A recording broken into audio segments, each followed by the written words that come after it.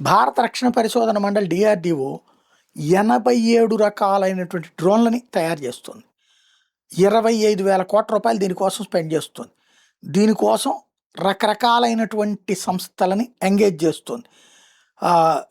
ఏ మనిషి లేకుండా నడిపేటటువంటివి, నావిగేషన్ ద్వారా కరెక్ట్గా వెళ్ళి దెబ్బ కొట్టేటటువంటివి, 250 కిలోమీటర్ల దూరంలో ఉన్నటువంటి లక్ష్యాన్ని ధ్వంసం చేసేది, జీపీఎస్ సిస్టమ్, అమెరికన్ జీపీఎస్ కాకుండా మనకు సంబంధించిన జీపీఎస్ సిస్టమ్తో వెళ్ళేది, గగన్తో రన్నింగ్లోకి వెళ్ళేటటువంటివి, అలాగే ఒక గ్రౌండ్ స్టేషన్ ద్వారా ఒకేసారి మల్టిపుల్ డ్రోన్స్ వెళ్ళి అవతల ఉన్నటువంటి స్థావరాల మీద పడేటటువంటిది, లేదా అక్కడ ఉన్న సైనికుల్ని తుపాకీతో కాల్చేటటువంటి ఇట్లాంటి రకరకాలైన డ్రోన్లని భారతదేశంలో అనేక స్టార్టప్ కంపెనీల ద్వారా తయారు చేయించేటటువంటి దిశగా డిఆర్డిఓ అడుగులు వేస్తోంది.